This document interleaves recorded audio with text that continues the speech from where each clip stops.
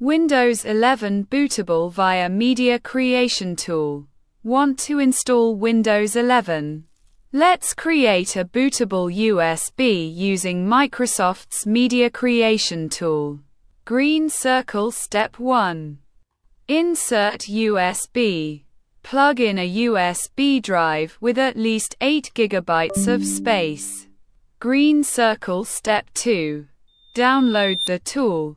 Go to Microsoft's official website and download the Windows 11 Media Creation Tool. Green circle. Step 3. Run the tool. Open the downloaded file and click Accept to continue.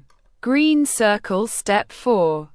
Choose Installation option. Select Create Installation Media for another PC and click Next. Green circle. Step 5. Select Language and Edition.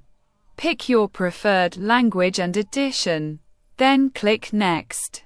Green circle. Step 6. Choose USB drive. Choose USB flash drive. Select your USB and click Next. Green circle. Step 7. Let it download. Windows 11 files will now be downloaded and written to your USB.